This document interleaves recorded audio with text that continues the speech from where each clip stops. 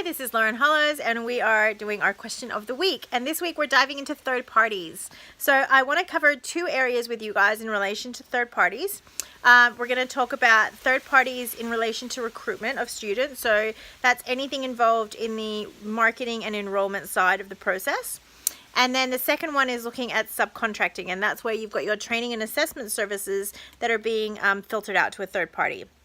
So here's what it is, guys. At the end of the day, anything that a third party does on your behalf is your responsibility as the RTO, okay? You can't have an agreement that puts it all back on them and says they are responsible for this, they are responsible for this. If you issue the qualification, it's the RTO that is responsible for making sure that all of the standards are met. So in relation to training and assessment, it is your guys' responsibility to make sure that your learners are fully informed and that you do what you say and you say what you do. It's your responsibility to ensure the quality of the training and assessment. It's your responsibility to ensure that when you issue a qualification that you are confident that you have all of the evidence of competency, okay?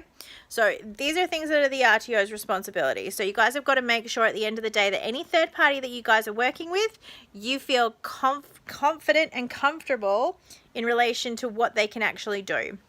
So there's a couple of steps in this process that I'm just going to quickly talk you guys through when you're going and thinking about setting up any of these arrangements. So the first step is you've got to make sure that you've got an ironclad agreement. That agreement has to very clearly state the RTO's responsibilities, it's got to state the third party's responsibilities, and it's very clearly got to outline the monitoring processes that you're going to follow, okay? There's a couple of things that we recommend putting in here. If you're going to be doing some sort of monitoring processes, and you should, that gets built in as a baseline to the agreement, but where either documentation is not held correctly, where there is a breach of any sort, or where, for example, paperwork and evidence hasn't been provided fully, then there needs to be additional costs built into the agreement of how that's going to go back to the third party and how that's going to be rectified, okay? So any rectification has to happen at the cost of the third party, all right? You've also got to nominate a very clear start date in there and nominate a very clear finish date. The other thing that I recommend that you do is, particularly if you're dealing with training and assessment subcontracting, you need to nominate the products that they can deliver, okay?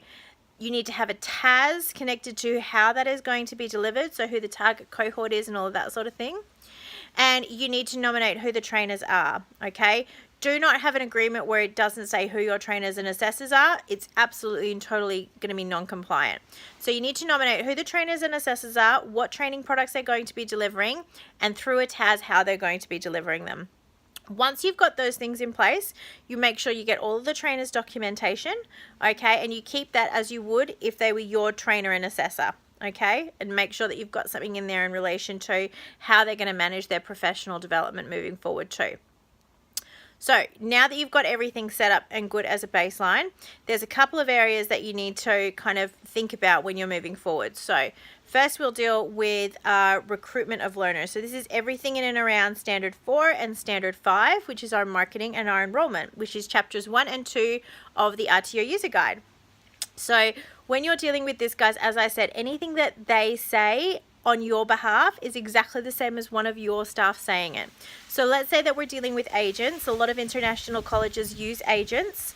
You need to make sure that they're giving them all the information, okay? One of the areas where this can go really pear-shaped is in relation to, for example, the duration of the course. Okay, what is the duration of the course?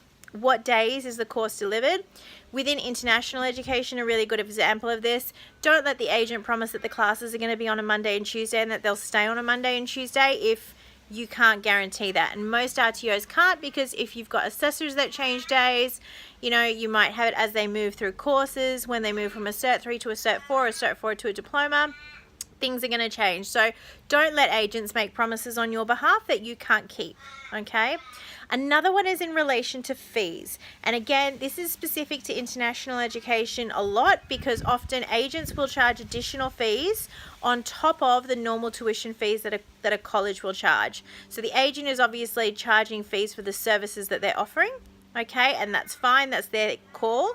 But what we need to ensure is that the student is aware of what fees you are charging, okay, as the RTO, what tuition fees you're charging, what additional enrollment fees you're charging, and then what the refund process is for that, okay? So making sure that we have fully informed learners, even when we're using third parties, that standard still applies. They still need to be fully informed about their responsibilities. They need to know about complaints and appeals.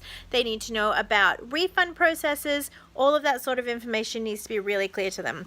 And guys, I'm only dealing with fee-for-service students today because if you're doing this through a funded arrangement of any shape or form, there are a huge amount of requirements, and every state and every funding contract is different in relation to, can you subcontract? What percentage can you subcontract? Can you use recruiters? If so, what do you need to do? Do you need to get approval from the state body? So please make sure, if you're looking at doing this through for funding as an example, make sure you read your contracts really carefully in and around whether or not you're allowed to, whether or not you need to get the regulator's approval beforehand, okay? Because I've seen a lot of RTOs get into an awful lot of trouble, and in most funding contracts, if you do it and you're not supposed to do it, or you don't notify, it is a breach and you can lose your funding, okay? All right. When that kind of covers us, so make sure you've got the fully informed learners. One of the things that I recommend in both training and assessment and with recruitment of learners is that you do not allow access to your student management system, okay? Don't allow them to put enrollments in directly. Don't allow them to enter data incorrectly. Make sure that you guys have got a check process involved in it, okay? So you want to ultimately be the one that makes sure that, you know, that the LLNs are being conducted appropriately, that all of the information is there prior to finalizing the enrollment, and you guys should be the ones sending out the confirmation of enrollment, okay?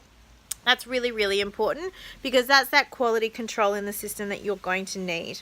Same with the training and assessment side. Make sure that it's your administration entering the documentation, okay? And that your quality and compliance is doing regular checks of their materials. So let's say that on average, we're checking 1 out of every 100 assessments that we're doing with an RTO as a quality and compliance person. When that comes to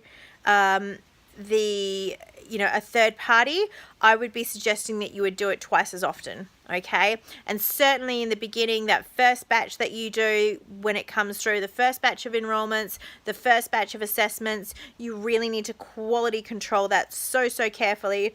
You've got to set the tone from day one to make sure that you've got all the requirements in there.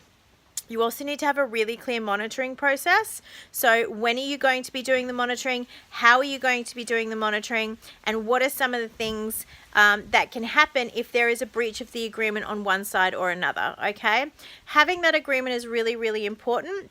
Then once you've got your agreement in place, you're obviously going to be reporting that to your regulator.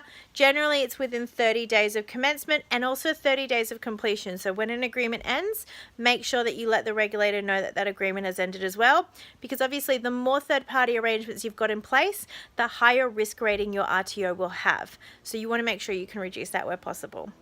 So that's about it. Make sure that you've got a really clear contract from day one. Make sure that you've got a TAS allocated to it, especially if you're doing the training and assessment side. Make sure that you know that ultimately at the end of the day, you are responsible for what they say. And so you're going to monitor the heck out of them. And if they do the wrong thing, there's going to be consequences. And you've got those consequences determined prior to getting the arrangement in place. Getting a solid footing at the beginning is the best way to start a partnership arrangement moving forward. I hope this helps, guys, and I look forward to seeing you all next week. Otherwise, have a great Sunday, happy weekend, and I will see you next Sunday. Thanks. Bye.